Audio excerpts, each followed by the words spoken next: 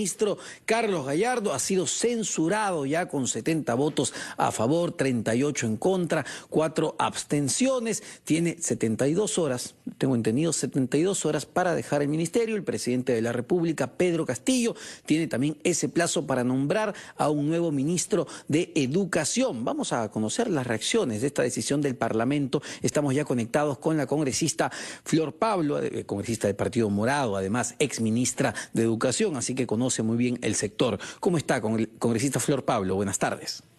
Buenas tardes, Omar.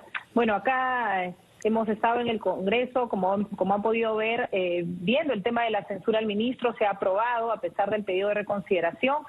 Siempre una censura a un ministro no es una decisión fácil, es una decisión compleja porque genera efectivamente un tema de inestabilidad en el propio sector, pero lamentablemente el ministro ha tenido las oportunidades que ha desaprovechado de explicar, ¿no?, y de asumir su responsabilidad. En la Comisión de Educación no lo hizo, vino al Congreso a una interpelación y tampoco, y creo que para nosotros, los tres congresistas del Partido Morado, ha quedado clarísimo que lamentablemente, a pesar de que hemos intentado tender puentes, dar recomendaciones, el ministro Gallardo tiene una gran dificultad respecto a su manejo de liderazgo y técnico del sector, y lo otro, lamentablemente, está muy sesgada por su propia pertenencia a un gremio. No hay ningún problema en que sea sindicalista, el tema es que cuando llegas a ser ministro tienes que saber que vienes a ser ministro de todos los peruanos. Congresista, le pido unos instantes, tenemos que escuchar a nuestros anunciantes, pero venimos justamente para analizar cuáles fueron los principales motivos, o cuál fue la gota que derramó el vaso, ahí está, para promover esta moción de censura y votar a favor de la censura del ministro de Educación, Carlos Gallardo.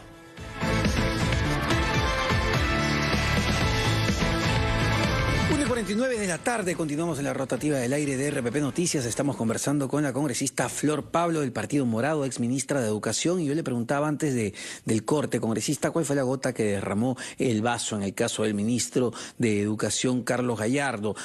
Ayer dio una conferencia, por ejemplo, donde, digamos, usó gran parte de esta para pelearse con el gremio de maestros por excelencia, el SUTEP, pero para usted, ¿cuál fue esa gota que ya no más, no podemos más con esto? Creo que son varias razones, ¿no? Creo que comenzamos, una primera fue, y creo que se ha mantenido, su falta de liderazgo, de decisión respecto al retorno a las clases. Ahí comenzamos con una primera dificultad. Luego vino el tema del nombramiento docente, ¿no?, que se suspendió una evaluación frente a presuntas filtraciones. Lamentablemente pasaba el tiempo y no había ninguna decisión. Yo cuando vino el día de la censura le señalé que, bueno, de los 28 cuadernillos, uno era el filtrado. ¿Por qué no continuar la evaluación? ¿O por qué no tomar una decisión respecto a ello? Entonces, la falta de decisión respecto a qué hacer con la evaluación creo que es el segundo tema. Y para mí el tercero tiene que ver con la defensa a la reforma universitaria. El ministro se ha puesto de costado. Sacó un comunicado diciendo casi este asunto no es mío, vean ustedes qué hacen en el Congreso. Y cuando sabíamos muy bien que las áreas técnicas del Ministerio de Educación habían emitido informes en contra, por ejemplo, de esos 2 dictámenes terribles que ha aprobado la Comisión de Educación, que debilitan la SUNEDU y dan segunda oportunidad a las universidades que estafaron a nuestros jóvenes. Entonces, tenemos un ministro sin capacidad técnica, sin liderazgo, y lo otro, sesgado lamentablemente, y ayer en la conferencia de prensa ha sido absolutamente clara, sesgada por su propia posición y trayectoria sindical. No está mal ser sindicalista, está muy bien, es parte de los derechos que tienen los trabajadores, pero cuando tú llegas a ser ministro, cuando el ministro Gallardo asume una responsabilidad, él tiene que dejar esa agenda sindical y trabajar para la educación de todos los peruanos. Lamentablemente ayer su conferencia de prensa, en lugar de ayudar, esclarecer, generar razones para decir, bueno, hay que mantener al señor Gallardo en el cargo, lo que hizo fue evidenciar que lamentablemente él ha ido con una agenda sindical y también con una serie de promesas de campaña, hay que decirlo, que no solo son suyas, son del Partido Perú Libre, son del presidente. Lamentablemente se confiaba que siendo el presidente maestro, teniendo una bancada como nunca ocurrió en el Congreso de Maestros, podía irle mejor a la educación. Lamentablemente lo que vamos viendo en estos meses es que esto no es así. ¿Han sentido en la toma de decisiones de los últimos meses o semanas que los estudiantes no han estado en el centro justamente del debate para esa toma de decisiones? Así es. Mira, Omar, las reformas en nuestro país cuestan.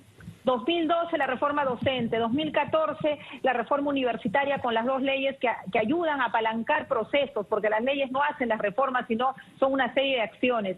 Ambas reformas tienen en el centro al estudiante. ¿Para qué hacemos evaluación de los maestros? Para tener mejores maestros, para mejores aprendizajes.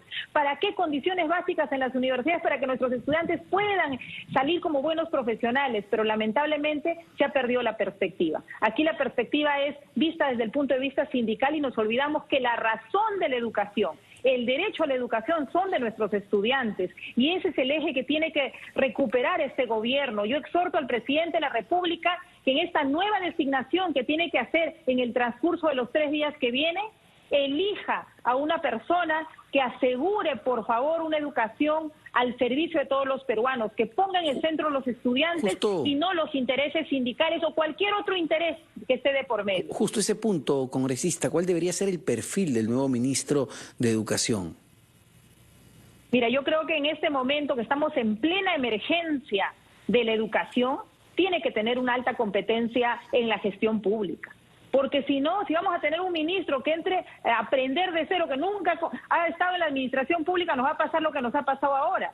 Conocimiento de la administración pública, persona honesta. Creo que ese componente es prioritario y primero. Una persona honesta, correcta, que no venga a poner los intereses ni de sindicatos, ni de negocios, ni de una bancada en específica, que venga a defender los intereses de los estudiantes a una educación de calidad, que también tenga esa posibilidad y esa apertura, porque en este momento necesitamos un ministro dialogante que tienda puentes. Así es que tiene un gran reto, hay profesionales en nuestro sector, hay profesionales en el país que cumplen ese perfil y espero hagan el esfuerzo de identificarlos y poner en una cartera tan importante como educación a una persona que nos ayude a avanzar y salir de esta emergencia educativa en la cual nos seguimos encontrando. Muchísimas gracias, congresista Flor Pablo, exministra de Educación.